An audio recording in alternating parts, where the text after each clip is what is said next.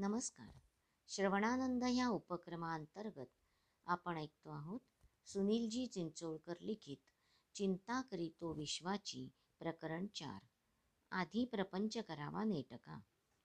नाशिकमधील वास्तव्यात समर्थांनी जो दासबोध लिहिला त्याला जुना दासबोध म्हणतात. त्या दासबोधात 21 समास असल्यामुळे त्याला 21 समासी देखील म्हणतात. भारत भ्रमणानंतर समर्थांनी जो दासबोध लिहिला त्यात 200 समास आहेत. त्याला नवीन दासबोध म्हटले जात नाही. मात्र नंतर लिहिलेल्या या दासबोधाच्या सापेक्षतेने आधीच्या दासबोधास मात्र जुना दासबोध म्हटले जाते. जुन्या दासबोधातील समर्थांचे प्रपंचाबद्दलचे विचार पहा. जरी हा प्रपंच शाश्वत जाणीतो तरी आम्ही यासीच धरतो. हा अशाश्वत म्हणून ओरडतो तुम्हा भोवते. आता परमार्थी बोंब मारावी, काही काढाकाढी करावी, हळूहळू सोडवावी मिठी प्रपंचाची. परममूर्खा माझी मूर्ख, प्रपंची जो मानी सुख, या संसारा ऐसे दुःख आणिक नाही. त्याच समर्थांनी भारत भ्रमण केल्यानंतर लिहिलेल्या दासबोधात प्रगट केलेले हे विचार पहा. आधी प्रपंच करावा नेटका, मग घ्यावे परमार्थ विवेका. येथे आळस करू नका, विवेकी हो. प्रपंच करावा नेमका, पाहावा परमार्थ विवेका. जेणेकरिता उभय लोक संतुष्ट होती. प्रपंची जो सावधान, तोच परमार्थ करील जाण. प्रपंची जो अप्रमाण, तो परमार्थी खोटा. प्रपंच सुखे नैव करावा, परी काही परमार्थ वाढवावा. परमार्थ अवघाची बुडवावा, हे बरे नव्हे. प्रपंचाबद्दलच्या विचारांचे प्रगटीकरण करताना समर्थांमध्ये झालेला हा बदल लक्षात घेण्यासारखा आहे. एकाच व्यक्तीचे एकाच विषयाचे परस्पर विरोधी विचार आहेत. समर्थांच्या या वैचारिक परिवर्तनाचे श्रेय त्यांच्या भारत भ्रमणाला द्यावे लागेल. एखाद्या माणसाच्या वाट्याला जर दारिद्र्य आले तर त्याने ते स्वीकारावे, पण आयुष्यभर दरिद्री राहण्यात धन्यता मानू नये. सर्वसामान्य मनुष्य संपन्न असावा, म्हणून प्रपंची पाहिजे सुवर्ण असा आग्रह समर्थ मांडतात. या बाबतीत स्वामी विवेकानंदांचे एक पत्र अत्यंत मौलिक आहे. आपल्या ज्येष्ठ गुरुबंधूंना स्वामीजी लिहितात, 99% लोकांच्या बाबतीत वैवाहिक जीवनाचा आदर्शच ठीक असतो. आर्थिक दुर्बलतेमुळे ज्यांच्या अनेक इच्छा अपूर्ण राहिल्या आहेत त्यांनी पैसे मिळवून त्या पूर्ण केल्या पाहिजेत. जे पिढ्यानपिढ्या गाजले गेले आहेत अशा लोकांना तर आपल्या भोगी आणि विलासी जीवनाला पुरुषार्थाचे रूप देऊन ते प्राप्त करून घ्यावे लागेल. गोरगरिबांना थोडे भोग आणि विलास मिळाल्याशिवाय ते विरक्त होणार नाहीत. वैराग्य ही महान संपदा आहे, पण ती गरिबांवर लादून चालणार नाही. हा विवेक समर्थांनी सांभाळला आणि म्हणून भारत भ्रमणानंतर त्यांनी नेटक्या प्रपंचाचा पुरस्कार केला. आपल्या संप्रदायात त्यांनी ब्रह्मचर्य आश्रम आणि गृहस्थाश्रम या दोन्हींचा अंतर्भाव केला. त्यांच्या 1400 शिष्यांपैकी 300 ते 400 शिष्य ब्रह्मचारी होते, बाकी सारे गृहस्थाश्रमी होते. कल्याण स्वामी, उद्धव स्वामी, अक्काबाई, वेणाबाई हे त्यांचे शिष्य ब्रह्मचारी होते. दिवाकर गोसावी, गिरीधर स्वामी, सतीबाई शहापूरकर, दत्तात्रय स्वामी हे शिष्य गृहस्थाश्रमी होते. आश्चर्याची गोष्ट म्हणजे देह ठेवताना समर्थांनी आपला उत्तराधिकारी म्हणून ज्या दिवाकर गोसावींची निवड केली ते दिवाकर गृहस्थाश्रमी होते. हे समर्थांचे वैचारिक परिवर्तन भारत भ्रमणात घडून आले, म्हणून आदर्श गृहस्थाश्रमाची संकल्पना ते उत्तम मांडतात. शीख धर्मगुरू हरगोविंदांसिंहांची भेट. इसवी सन 1633 आणि 1634 ही 2 वर्षे समर्थांना हिमालयात पोचण्यास लागली. इसवी सन 1634 साली ते नक्की उत्तरेत होते. हिमालयात त्यांनी भरपूर संचार केला हे आपण पाहिले. समर्थांच्या भावी कार्याच्या आखणीच्या दृष्टीने हिमालयातील 2 घटना अतिशय महत्त्वाच्या घडल्या. त्यातील समर्थांच्या देहविसर्जनाच्या घटनेचा विचार आपण केला. रामरायाने त्यांना झेलून त्यांना त्यांच्या जीवित कार्याचे स्मरण करून दिले. त्यानंतरची दुसरी महत्त्वाची घटना म्हणजे शिखांचे 6वे गुरु हरगोविंद सिंह यांची आणि समर्थांची झालेली भेट होय. इसवी सन 1634 साली हरगोविंद सिंह काश्मीरमध्ये श्रीनगरला आले होते. त्यांच्याबरोबर फार मोठा लवाजमा असे. सुमारे 500 ते 1000 शस्त्रधारी सैन्य असायचे. खुद्द हरगोविंद सिंहांच्या कमरेला 2 तलवारी टांगलेल्या असायच्या. रामदास नावाचे दक्षिणेतील मोठे साधू महाराष्ट्रातून आले आहेत ही माहिती त्यांना मिळाली. समर्थांना सुद्धा शीख समाजाचे धर्मगुरू आपल्या फौजफाट्यासह श्रीनगरात आले आहे असे कळले. दोघांना एकमेकांच्या भेटीची उत्सुकता होती, इच्छाही होती. मात्र हरगोविंद सिंहांना भेटल्यावर समर्थांच्या मनात काही गोष्टींचे कुतूहल निर्माण झाले. हरगोविंद सिंह धर्मगुरू असताना 2-2 तलवारी का बाळगतात? एवढा फौजफाटा घेऊन का फिरतात? एखाद्या साधूने एवढे पदरी सैन्य का बाळगावे? एखादी शंका मनात निर्माण झाली की ती गोष्ट मनात धुमसत न ठेवता त्याचे तात्काळ निराकरण करून घेणे हे समर्थांचे स्वभाव वैशिष्ट्य गिरीधरांनी समर्थ प्रतापात दिले आहे. आपल्या स्वभावानुसार समर्थांनी आपल्या मनातील सर्व शंका हरगोविंदांसिंहांजवळ बोलून दाखविल्या. त्यांनी दिलेले उत्तर समर्थ संप्रदायाच्या दृष्टीने अत्यंत मौलिक होते. हिमालयातील उडी मारण्याच्या घटनेचे जसे समर्थांचे रूपांतरण झाले, तसेच हरगोविंद सिंह उत्तराने त्यांच्या वैचारिक संक्रमण घडले. हरगोविंद सिंह समर्थांना म्हणाले, बळाच्या अभावानेच आपण पराधीन झालो आणि शेकडो मैलावरून आलेले यवन तलवारीच्या जोरावर आपल्यावर राज्य करीत आहेत. माझ्या ज्या 2 तलवारी आहेत त्यातील एक तलवार धर्माच्या रक्षणासाठी तर दुसरी तलवार स्त्रियांच्या शीलाचे रक्षण करण्यासाठी आहे. तुम्हाला सुद्धा पुढे मागे लष्कर बाळगावे लागेल, त्याशिवाय आपल्या मठा मंदिरांचे संरक्षण होणार नाही. हरगोविंद सिंहांचे विचार क्रांतिकारक पण अत्यंत मूलग्राही होते. समर्थांच्या चित्तावर त्याचा खोलवर परिणाम झाला.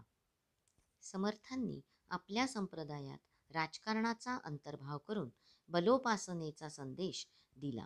ह्या पाठीमागे हरगोविंद सिंहांची प्रेरणा होती. सुदैवाने हरगोविंद सिंहांच्या चरित्रातही समर्थ रामदासांच्या भेटीचा उल्लेख आहे. मध्यंतरी खलिस्तानवादी चळवळ मोडून काढताना इंदिरा गांधींनी सुवर्ण मंदिरात लष्कर पाठवले होते. त्यावेळी जी महत्त्वाची कागदपत्रे मिळाली त्यातील एका कागदपत्रानुसार 1634 साली समर्थ रामदास आणि हरगोविंद सिंह 2 महिने सुवर्ण मंदिरात एकत्र राहिलेले होते. समर्थ रामदास सूर्य नमस्कार घालत होतेच, ते हनुमंताचे उपासकही होते. परंतु हरगोविंद सिंहांच्या भेटीनंतर हिंदूंनी शस्त्रसज्ज व्हावे ही कल्पना त्यांच्या मनात घर करून बसली. समर्थ जी कुबडी वापरत त्यामध्ये तलवार असे, त्याला गुप्ती असे म्हणतात. अशा प्रकारची एक गुप्ती आजही सज्जनगडावर समर्थांच्या निवासाच्या खोलीत ठेवली असून ती त्यांना छत्रपती शिवाजी महाराजांनी दिलेली आहे. सांगलीतही एके ठिकाणी तलवार असलेली समर्थांची कुबडी पाहायला मिळते. समर्थांच्या या सशस्त्र कुबडीचे रहस्य हरगोविंद सिंहांच्या भेटीत दडलेले आहे. पुढे समर्थांनी ज्या 3 दैवतांचा प्रचार केला त्या 3 दैवतांची मंदिरे जागोजागी उभारली. ती तिन्ही दैवते शस्त्रसज्ज होती. 1 श्रीरामचंद्र, 2 हनुमान आणि 3 तुळजाभवानी. या सशस्त्र क्रांतीचा विचार समर्थांच्या मनात किती खोलवर रुजला होता ते भारत भ्रमणात अथवा नंतर त्यांनी लिहिलेल्या काव्यात पाहायला मिळते. पंढरपूरला कमरेवर हात ठेवून उभे असलेले निशस्त्र विठ्ठल समर्थांना मानवले नाहीत. येथे उभा का श्रीरामा असा प्रश्न पांडुरंगाला विचारताना काय केले चापबाण असेही निर्भयतेने विचारतात. तुळजापूरला तुळजाभवानीस केलेली प्रार्थना पहा. दुष्ट संहारिले मागे ऐसे उदंड ऐकितो, परंतु रोकडे काही मूळ सामर्थ्य दाखवी. भगवंताचे जे अवतार कार्य आहे ते केवळ परित्राणाय साधूनाम नाही, तर ते विनाशायच दुष्कृताम देखील आहे. दुष्टांचे निर्दालन केल्याखेरीज सज्जनांना संरक्षण मिळणार नाही हे निर्विवाद सत्य समर्थ समजून होते. शस्त्रसज्ज असल्याशिवाय दुष्टांचे निर्दालन करता येणार नाही. तत्कालीन राजकारणाची ही नाडी समर्थांनी ओळखली म्हणून रामकथेचा त्यांनी पुरस्कार केला. रामकथा ब्रह्मांड भेदून पैलाड न्यावी असा आदेश समर्थांनी कीर्तनकारांना दिला. रामकथेतील प्रसंग झटकन मनावर ठसण्यासारखा होता. त्यासाठी संघटित व्हा, आक्रमक व्हा, बलशाली व्हा, शस्त्र सज्ज व्हा. जे लोक तुमच्या स्त्रिया पळवून नेतात त्यांना ठार करा. स्वतःचे सैन्य नसणे ही या बाबतीत सर्वसामान्यांची परिस्थिती तशीच होती. त्यातून मोठ्या धीराने मार्ग काढला. लोकांनी बलशाली व्हावे म्हणून समर्थांनी गावागावात हनुमंताची मंदिरे उभी केली. ही मंदिरे म्हणजे त्या काळातील व्यायामशाळा होत्या. बलाच्या उपासनेची ती केंद्रे होती. समर्थांचे बहुसंख्य शिष्य किशोरवयीन आणि तरुण होते. या सर्वांना समर्थांनी व्यायामाची दीक्षा दिली. हनुमंताची जी आरती समर्थांनी रचली आहे त्यात शेवटी समर्थ म्हणतात, रामी रामदासा शक्तीचा शोध. अयोध्या, मथुरा, काशी.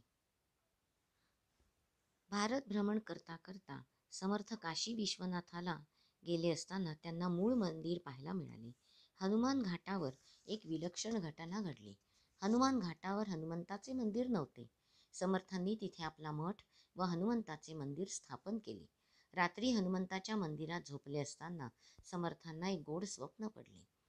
त्या स्वप्नात शिवाजी महाराजांना राज्याभिषेक होत असून हिंदूंचे स्वतंत्र सिंहासन आणि राज्य निर्माण झाल्याचे त्यांनी पाहिले. तेव्हा त्यांनी आनंद व्यक्त करण्यासाठी शिवराज्याभिषेकाच्या वेळी आनंदवनभुवनी नावाचे 59 कडव्यांचे काव्य लिहिले होते. भारत भ्रमणात समर्थ जेव्हा अयोध्येला पोचले, रामाच्या दर्शनाला गेले, तेव्हा तिथे प्रचंड गर्दी होती. त्या काळी समूहाने माणसे तीर्थयात्रा करीत असत. सुदैवाने समर्थांचा सहवास लाभलेल्या मेरू स्वामींनी समर्थांच्या अयोध्या भेटीचे अतिशय सुंदर वर्णन रामसोहळा या ग्रंथात केले. समर्थांचे अष्टसात्विक भाव जागृत झाले. समर्थ जेव्हा शरयू नदी तीरे आले तेव्हा शरयू नदीला साष्टांग दंडवत घालून नदीच्या रेतीमध्ये अक्षरशः लोळले असे रामसोहळ्यात मेरूस्वामी लिहितात. अयोध्येसंदर्भात एक महत्त्वाचे कागदपत्र उपलब्ध आहेत. समर्थांनी अयोध्येत मठ स्थापन केला आणि तिथे विश्वनाथ पंडित नावाच्या तेजस्वी तरुणाची मठपती म्हणून नियुक्ती केली. इसवी सन 1670 सालापासून शक्ती उपासना सुरू झाली ह्याची स्पष्ट नोंद आहे. अशा प्रकारे 1637 सालापर्यंत समर्थ रामदास उत्तरेत फिरले. समर्थांचा प्रत्येक मठ आणि महंत म्हणजे एक धगधगते अग्निकुंड होते. इसवी सन 1635 ते 36 साली समर्थांनी उत्तरेत ज्या राष्ट्रवादाची जोपासना केली त्याचा प्रभाव इसवी सन 70 पर्यंत कसा राहिला त्याचे मूर्तिमंत उदाहरण पाहू. जयपुरातील रामदासी मठ. समर्थ जयपुरात असताना त्यांना असाच एक तेजस्वी पुरुष भेटला. त्याचे नाव आचार्य गोपालदास. आचार्य गोपालदास वयाने समर्थांपेक्षा जास्त होते. त्यांचा व्यासंग दांडगा होता, गाढा होता. आजही जयपूरमधील रामदासी मठ आणि गोपालदासांची परंपरा चालू आहे. ह्या मठाचे विद्यमान मठपती आचार्य धर्मेंद्र महाराज म्हणजे हिंदुत्वाची ज्वलंत आणि जिवंत तोफच आहे. आचार्य गोपालदासांचे रक्त आणि समर्थांचा संस्कार किती पिढ्या तिथे काम करत होता ते पहा. आचार्य धर्मेंद्र महाराजांना मी भेटलो होतो. आचार्य गोपालदासांच्या मृत्यूची हृदयद्रावक कथा त्यांनी पुढील प्रमाणे सांगितली. इसवी सन 1670 साली औरंगजेबाच्या धर्मवेडाला ऊत आला होता. हिंदूंच्या द्वेषाने तो पिसाळला होता. हिंदूंवर जिझिया कर लादला होता. हिंदूंना त्यांच्याच देशात राहिल्याबद्दल बादशहाला कर द्यावा लागणार होता. कराला विरोध करणे म्हणजे प्राणांतिक संकट ओढवून घेणे होते. पण आचार्य गोपालदासांनी हे साहस केले. त्यांनी कर भरण्यास नकार दिला. त्यांना अटक करण्यात आली. दिल्लीला औरंगजेब बादशहासमोर उभे करण्यात आले. तिथे देखील आचार्य गोपालदास अत्यंत तेजस्वीपणे औरंगजेबाला म्हणाले, आम्ही हिंदू आहोत, हे आमचे राष्ट्र आहे, तुम्ही या देशात बाहेरून आलेले आहात, आमच्याकडून कर मागणारे तुम्ही कोण? गोपालदासांचे हे भाषण ऐकून औरंगजेब संतापला. त्याने सैनिकांना आज्ञा केली, बम्मन को काट डालो. परंतु दरबारातील सैन्य गोपालदासांपर्यंत पोचण्यापूर्वीच त्यांनी आपल्या कुबडीतील तलवार काढली आणि हा घ्या जिझिया कर म्हणून स्वतःच्या छातीस तलवार खुपसली. जय जय रघुवीर समर्थ अशी गर्जना करत दरबारात प्राण सोडला. हा सर्व प्रकार पाहून औरंगजेब थक्क झाला.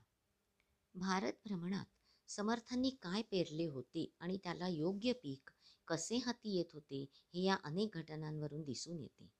प्रसंगी कोणताही मनुष्य तत्वाला मुरड घालून तात्पुरता तडजोडीचा मार्ग शोधून काढतो. आचार्य गोपालदासांची घटना ह्या दृष्टीने पुरेशी बोलकी आहे. पण समर्थांनी शिष्यांवर जे संस्कार केले ते आधी केले मग सांगितले ह्या तत्वानुसार असल्यामुळे त्यांच्या शिकवणुकीचा शाश्वत परिणाम आजही आपल्याला पाहायला मिळतो. नमस्कार, मी वृषाली केळकर आजच्या वाचनाचा येथे समारोप करते आहे. उद्या पुन्हा भेटू.